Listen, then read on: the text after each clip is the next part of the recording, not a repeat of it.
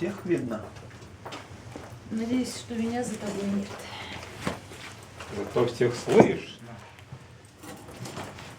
Ой, хорошо. Молочка, Чайку сделал. чайку. Вот, уже другой открыл. Класс. Вот этот я не дам. Другой вкус. Допивай тут. Он слишком сладкий. Люди Я так странно, люди когда его ищут пью. истину. Что ты думаешь по этому поводу? Истину ищут. Мгм. А Ну так- вот ты знаешь, да, это издревле было, да? Поиски истины. Такая, если бы знали, что это такое. Вот. Все ищут истину. Что это такое? Так у каждого своя, свой смысл. Да, в самом деле это не гармонию, не истину ищут, а гармонию. Счастье ищут. Чтобы понимать, что происходит. Понимание ищут. Понимание. Потому что, а что истина? Ну, такая абстрактная штука истина. А где печенюшки там? Ну нет, вот те вот, которые... Ну, истина имеется в виду. Зачем я родился? Ну, типа того. Ну, наверное, это часть, скорее всего. Ой, спасибо. Зачем я родился, понятно, каждый Что должен будет, найти. когда я умру? Истину, наверное, ищет какую-то там, понятие такое. Сами не знают, что хотят. Ну так а вот, а если не знаешь, что хочешь, то и не знаешь, что ищешь. Поэтому, вот правда, да, вот сейчас вопрос возник, получается, абстракция. Если не знаешь, что искать, то как ты найдешь, правильно? Пошел в черную комнату и ищешь незнамо что. Потом раз такое незнамо что появляется. Ух ты! Наверное, это оно. Наверное, это оно, а может не оно. Из чего она состоит? Да? Вот это оно? Да, вот это оно. Смотря что возьмешь, как повезет. Что найдется. Да не, ну в самом деле люди счастье ищут. Точнее, как бы это назвать-то? Состояние. Вот. Состояние. Соединение с душой. Тогда все вообще понятно и четко.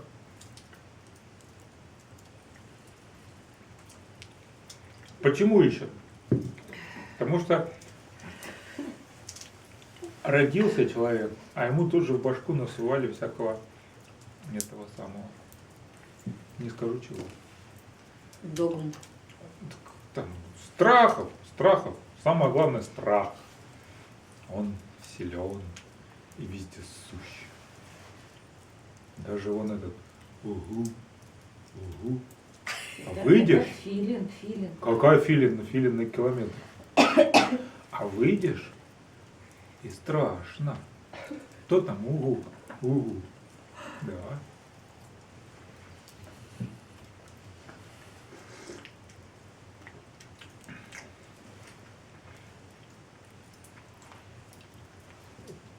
На самом деле вопрос-то какой? Вопрос такой, что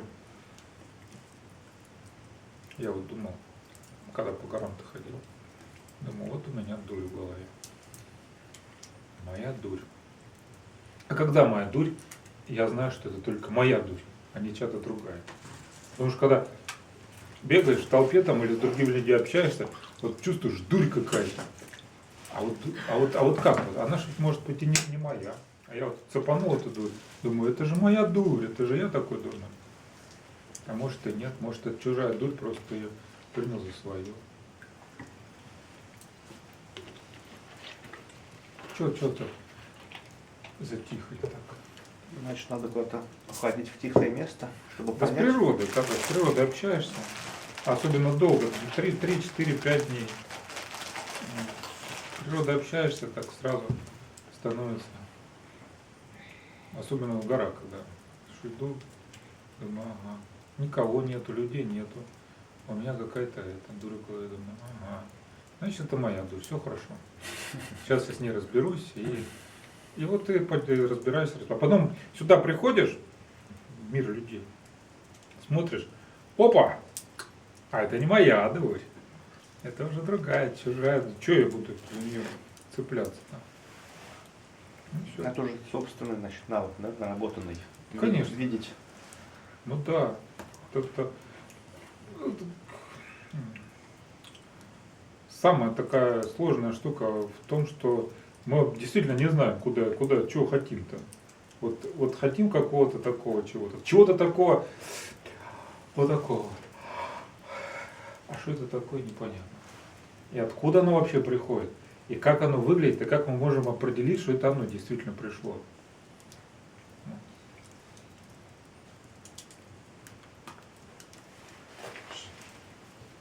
Что? Я не понимаю, в чем ты. Нет, ну,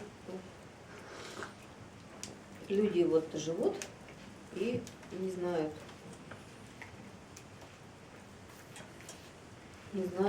куда идут. Что, она не записала? Вот вопрос. Смотри. Пишет-то? Пришла. С чего начинать народу исправляться? Ты же говоришь, что твоя миссия – это новое сознание людей, да? Вот. Ну да. Вот с чего начинать людям, которые вообще не Ферштейн в этом деле, ничего не знают еще, для себя ничего не открыли, да? У него только куча вопросов. Вот с чего начинать такому человеку, который, вот допустим, я бы сейчас притащила бы какого-нибудь знакомого, да, который пьет, например, да, и кроме материальности ничего не знает. Не, ну так пьяно живут. Ну, к примеру, да, вот допустим. Вот что бы ты ему сказал? У него же ведь вот человека, во-первых, те, кому вообще это не нужно, ты вот тому скажешь ему, чувак, там вот надо быть счастливым, быть. Он скажет, да я и такой, и так счастливый. Бухаю, вот пойду выпью водочки. И все, и счастливо. Что ты мне со своим вопросом? Да нет, конечно, толку-то. Люди, которые действительно хотят что-то тогда. С чего начинать им? Так а что, с простых вопросов. Детские вопросы. Самые такие детские вопросы. Вот какие у тебя детские вопросы были в детстве? А почему это? Вот, Почему то, вот, да? вот, Для чего это? вот. А Откуда где- земля а- взялась? Да. Не вот, а вот попробуй на него ответить. И почему солнце светит? Вот как вот ответить на это все? А вопрос, когда вот особенно вот это вот задумаешься над ним, думаешь, блин, вот это да. Вот ты мне право конкретно, вот земля, откуда земля взялась? Вот я до сих пор не знаю. Слушай, в ответа. ведах же написано там какие-то уровни. Мы там на каком-то уровне, ниже среднего, Да нет, ну тут наша Земля. Тут дело-то не в том, что там средний, как бы, ну вот сейчас солнечная система в чертогах, в темных чертогах была.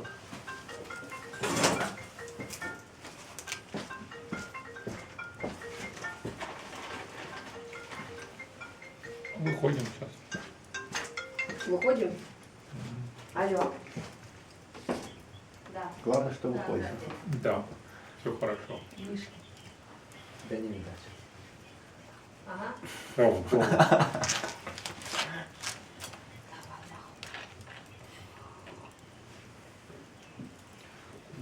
ты можешь все примерно пивать. Вот видишь, написано? Понятно. Вот это нельзя. Нет, я не понимаю.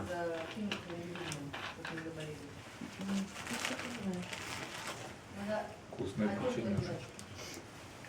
Курабешечка. Да. Да.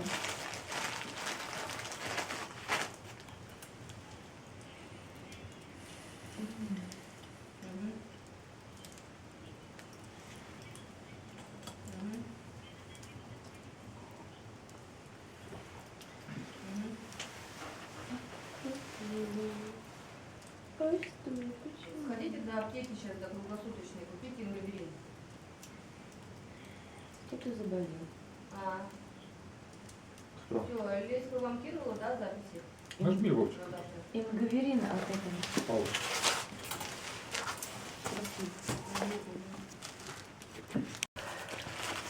Пишет.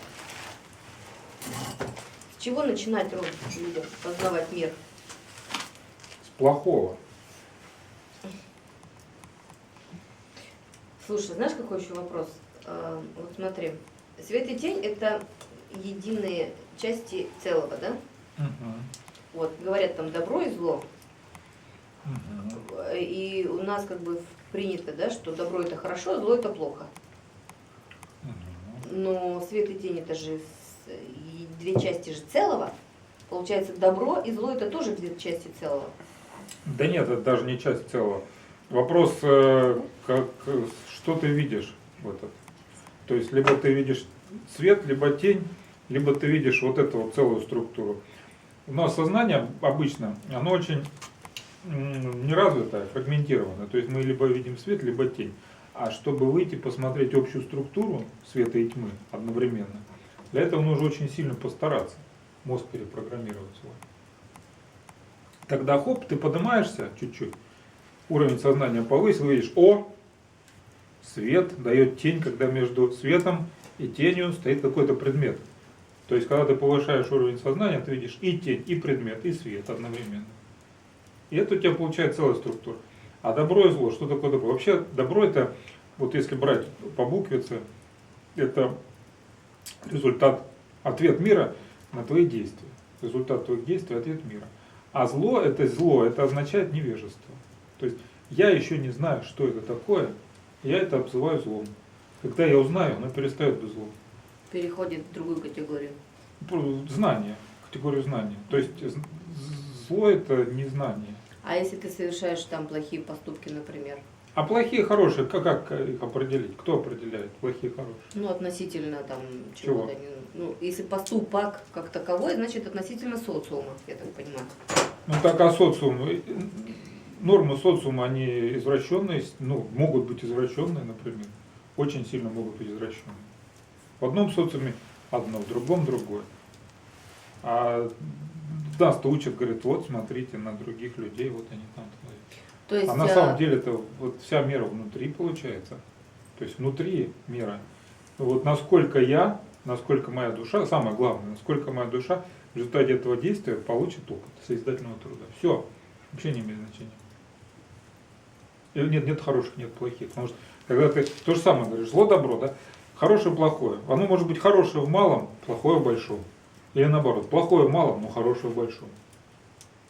Это в зависимости от того, чем больше ты развиваешь мерность своего восприятия, то есть количество взаимосвязей одновременных информационных структур, которые их ты думаешь. Вот так.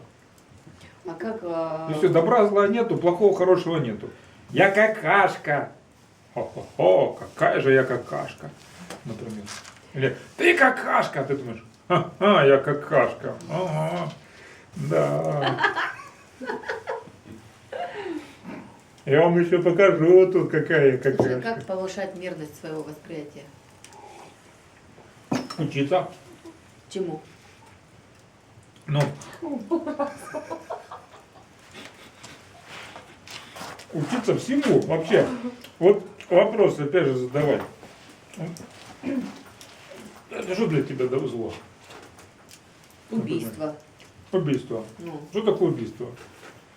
что такое убийство? Это Да. лишение жизни. Нет. Одним человеком другого. Да, хорошо. Да. В убийстве есть кто? Есть тот, кто убивает, тот, кто убил. Тот, кто убитый. Ну да. Тот, кто убивает, тот, кто убит. Есть насильник, есть жертва. Правильно?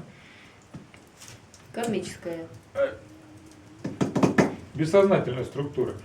Кармическая тоже карма, как называют, как скажут карма. Ага, все предопределено. Фига там.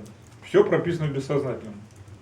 Вот самая главная фишка в том, что когда человек думает, что вот этот мир там или определено карма, это, ничего подобного. Это как вот прописано сознание человека. В том его сути содержится, что мы формируем события. Все события своей жизни формируют наше сознание. Это животные двигаются по кону. Животные, звери. И то, какая вариативность событий различная. Он пошел в лес, там, волк прибежал, там, лось мимо прошел. 20 лосей, 20 волков. Мерность вот этих вот возможных действий там просто колоссальная становится. А человеческое сознание, оно может управлять вообще событиями. Они не могут управлять событиями. но там они текут по тем линиям сил, тем линиям взаимодействия, которые выстраивается вот в каком-то крупном, вот в лесу, например. Да. Лес это большая структура, очень большая, огромная структура. И в этом лесу есть деревья, есть свой микроклимат, есть свои звери такие, есть хищники, есть жертвы, есть птицы, есть все что угодно. Есть духи лесные. И вот это все целиком вот это дышит, и все это действует, и все это двигается. А человек способен вот туда, в лес прийти, это все почувствовать и направить туда, куда ему нужно. Действие вот этих всех вещей. Вот эти вот потоки, они там, их огромное множество.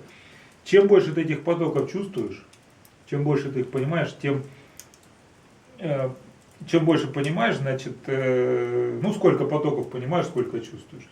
С такими потоками ты способен управлять. Понимаешь? А как повышать мерность своего восприятия? Мерность Каким восприятия. Вообще, что такое мерность? Диссоциировать. Ну, Что когда. такое мерность восприятия? Да просто ведь тоже.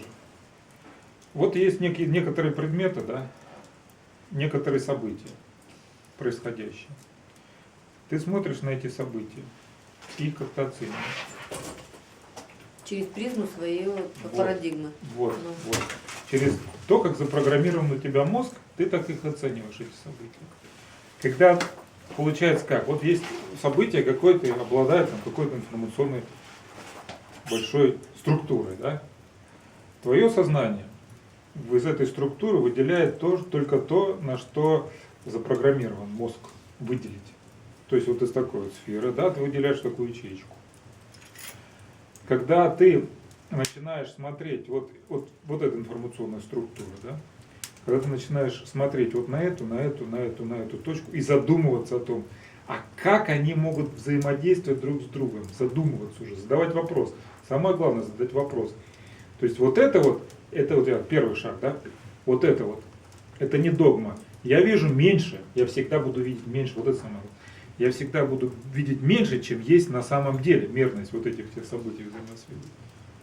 И я так думаю, ага, если вижу меньше, мало совсем, я хочу увеличить вот эти вот все вещи. И я начинаю смотреть, ага, вот особенно в социуме всякие события происходящие, да, они же ведь многомерные.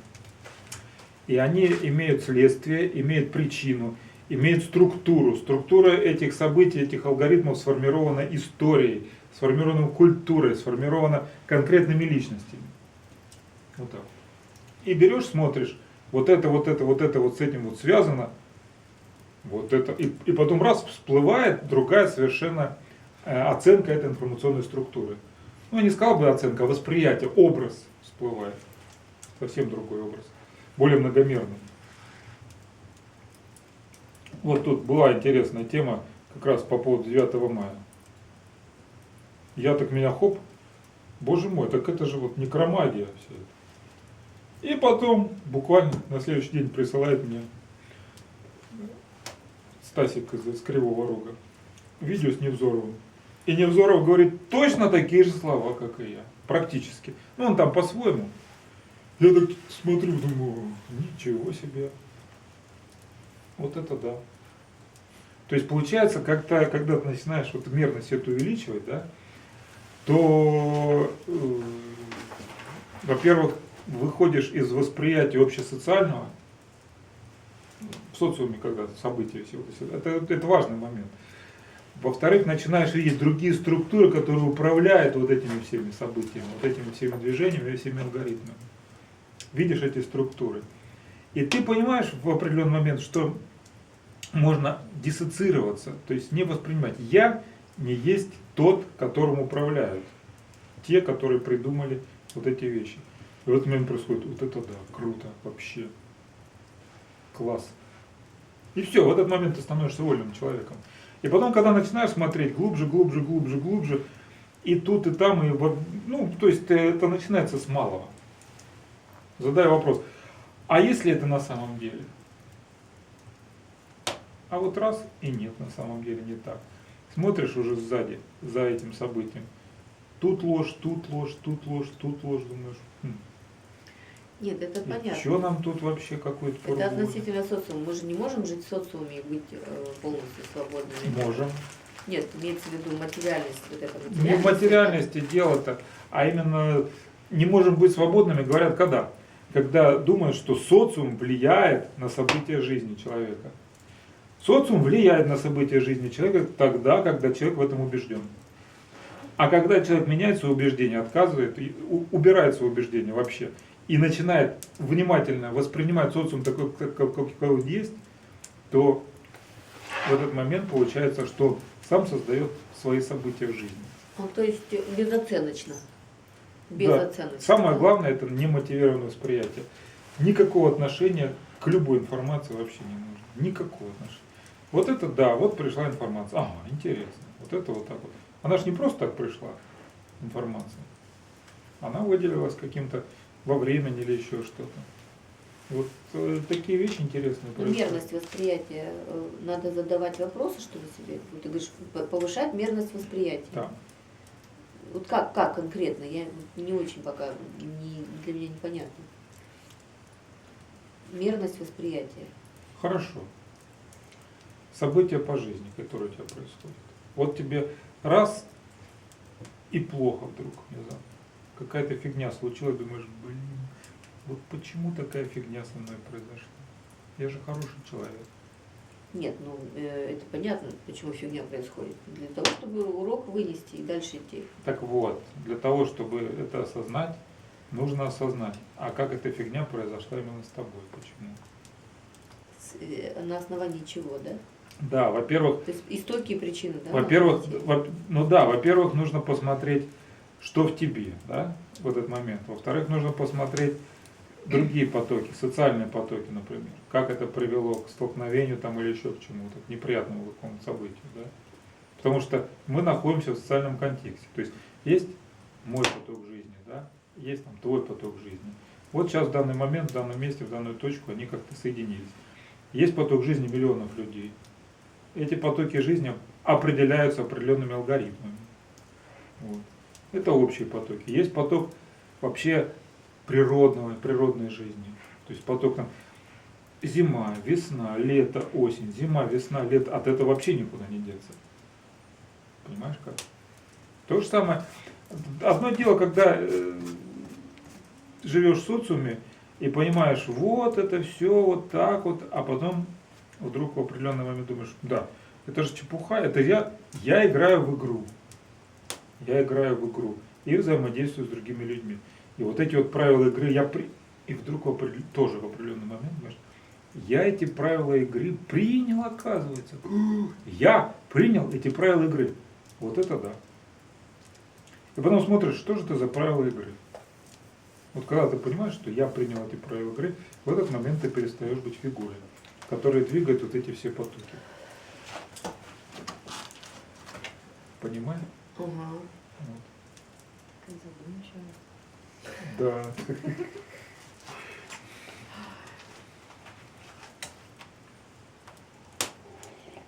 Вот мы с тобой сегодня разговаривали по поводу эмоций.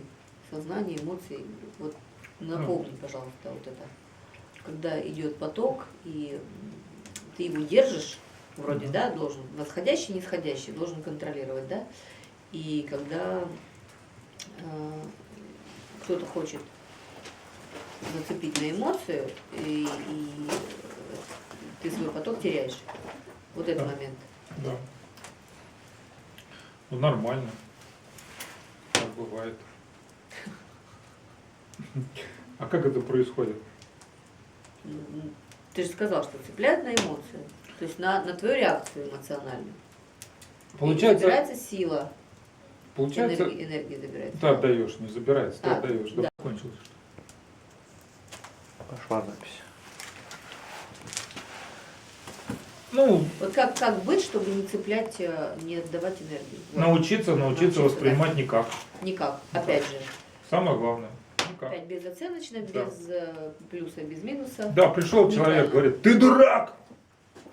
Такие я дурак, да? А я говорю ему, ну хорошо, и чего? Он говорит, вот ты сволочь, ты... Я говорю, хорошо, и чего? И вот после там третьего, четвертого вопроса он говорит, фу, и уходит. Ну, образно говоря, это так. Да, кстати, вот ты говорил про образное мышление. Да. Как это сказать? Как выработать себе образное мышление? То есть ты говорил, что прошлые эти цивилизации, у них было другое мышление, именно образное. Да, у предков наших, конечно, образно. А вот это как раз я говорил, что промерность восприятия. То есть, когда понимаешь ту структуру, что стоит за событиями определенными, образ, который управляет вот движением вот этих вот событий, образ, вот тогда ты становишься, ну не становишься, вот это и есть образное мышление. Ну то есть сейчас основной как вот образ, да, социальный образ. Что движет людьми? Страх. Людьми движет страх смерти в основном. То есть Это основной страх. Да, основной страх, который, через который происходит управление социумом вообще. Через страх смерти. Все. Смотри, для того, чтобы вывести народ на развитие, на мое такое Да. сугубо личное мнение, я считаю, что нужно создать эгрегор, да? Нет. Нет? Эгрегор это как раз и есть та фишка, через которую социум нас имеет.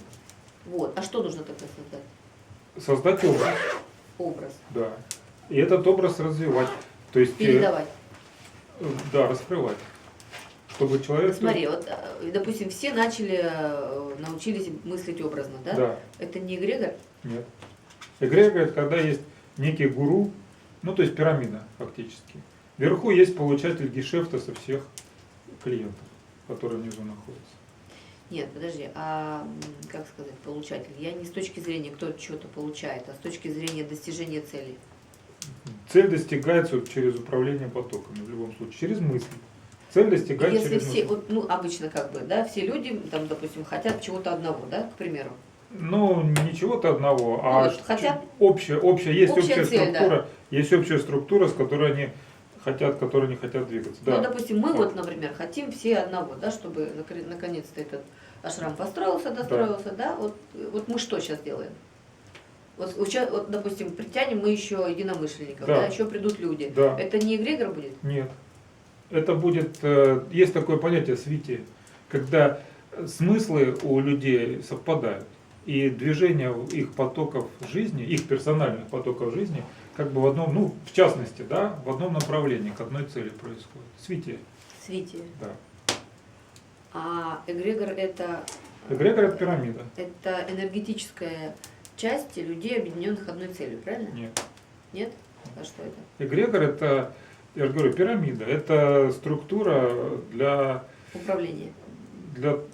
которая создается для того, чтобы хозяин эгрегора управлял людьми в своих целях. Вот так вот. Точнее. Обязательно есть хозяин у него? Да. А вот свитие, ты говоришь, свитие. А у свития нет хозяина. Первый раз такой термин. Каждый хозяин самому себе. Думаешь, о, класс. А как лес растет, да? Каждое дерево хозяин самому себе. Вот одно дерево растет, да, там нет леса, там нету этого, как его, дедушка нету. Ты сегодня дерево ломал, я видела. Ну, я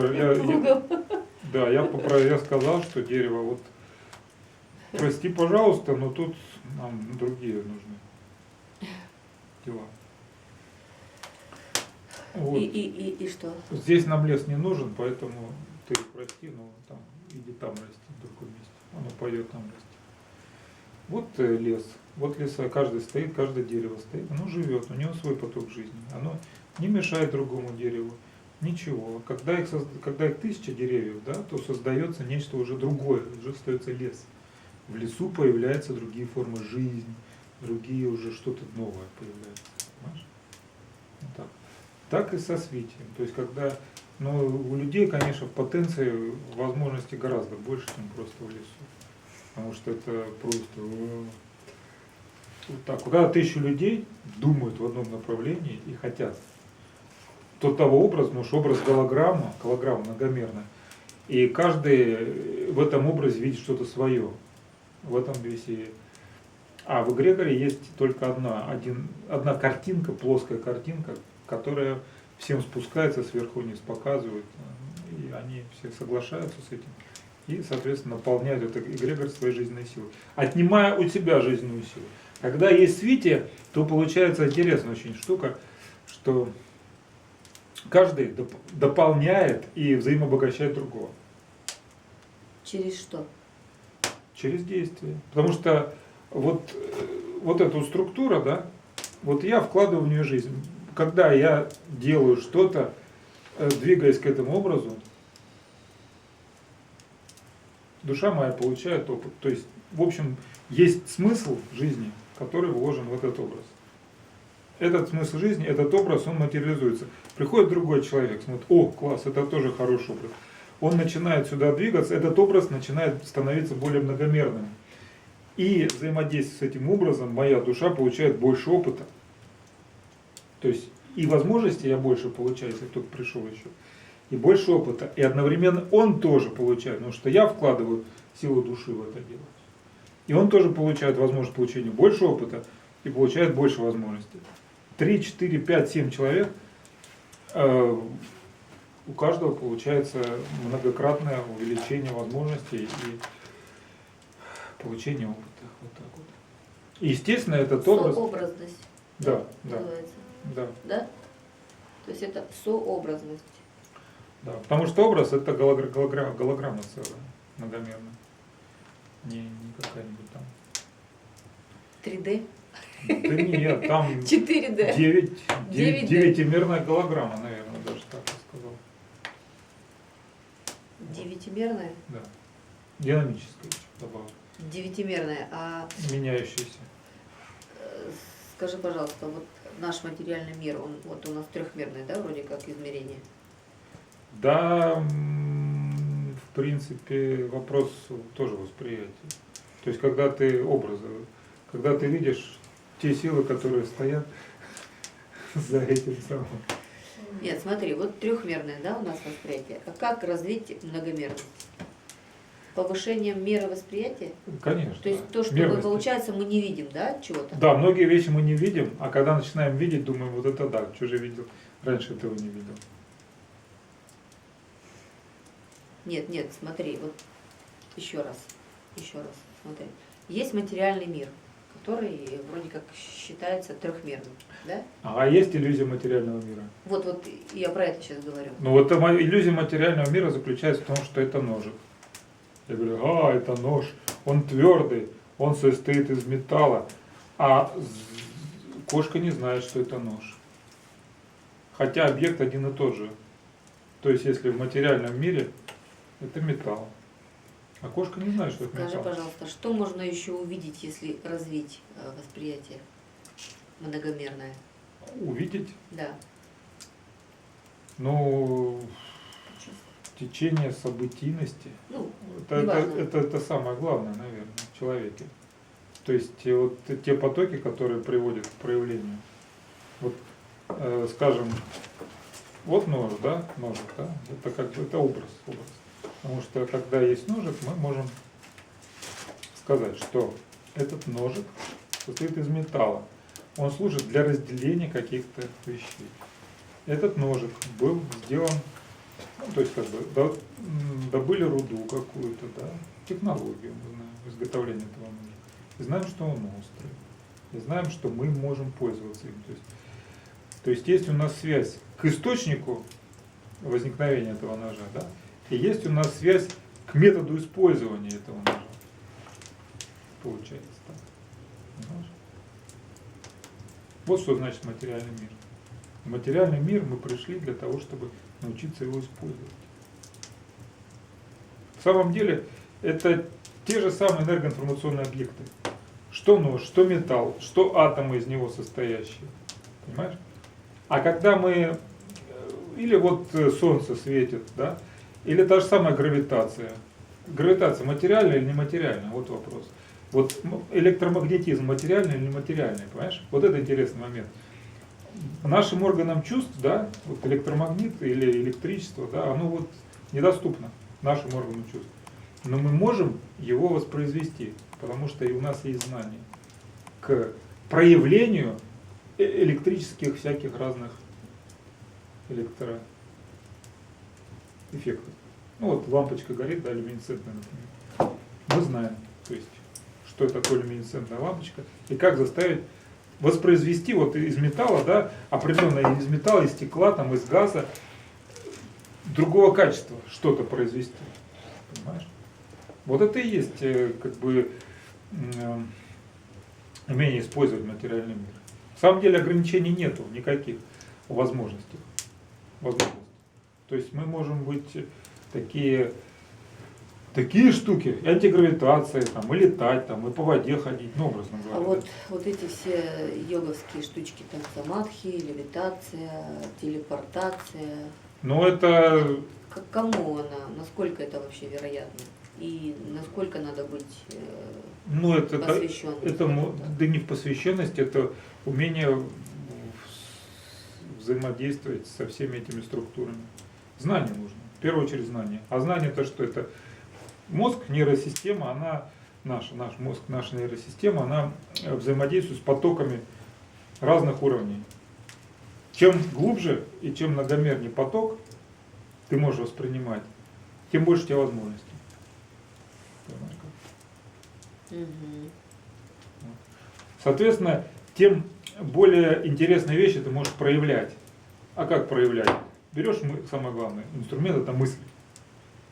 Включаешь в мысль этот поток правильно. Если у тебя есть знания, то ты можешь взять силу этого потока и включить ее в мысль.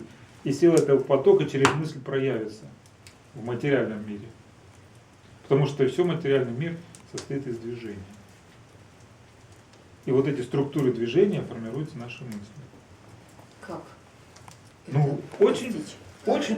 очень просто. Совершенно просто. Вот есть объект печь. Печка, вот есть объект камин. Для того, чтобы этот камин появился, что нужно было сделать? Образно, да? Нужно... Сначала образ, да. Да, знание, я хочу, желание сначала. Желание, да. Желание, потом образ, потом знание, а потом собрать определенные объекты, которые будут формировать качество другого уровня. Объект кирпичи, объекты там раствор. Все. И эти объекты я помещаю в образ, уже материализую. Никакой разницы между вот этими всеми йоговскими вещами и строительством печки по сути нет. Потому что все это через мысль производится. А теперь этот объект уже существует. Знаешь, вот в материальном мире он проявился. Моя мысль проявлена через печь. Ясно? Просто. Да, то же самое через другие вещи. Проект, вот, домик тоже, да. Ну, все это. Мы не видим простых вещей, в этом наша фишка. Но кажется, чудо, вот оно чудо, чудо мысли любого человека. Понимаешь как? Вот когда начнешь увидеть чудеса в каждой, ух ты, Ну, на самом тогда деле, уже сила будет. чудеса в том, что ты подумала, оно исполнилось. Так вот, подумал и исполнилось. Понимаешь? Хочется, чтобы так было. Да, И да. печь появилась. Ну, ты кипеть появилась, если у тебя есть деньги. Сказал, Опять посредник есть. Или через кредит. Нет. Деньги — это тоже поток. Если ты умеешь потоком управлять, это социальный поток. Ты говоришь, о, есть деньги. Звонишь кирпичнику, хочу печь. Вот, кстати, это очень Хоп, и печь появилась. насущный вообще вопрос будет. Так а в чем Да, разница? вот, скажи, пожалуйста, как поток денег направить в нужное русло?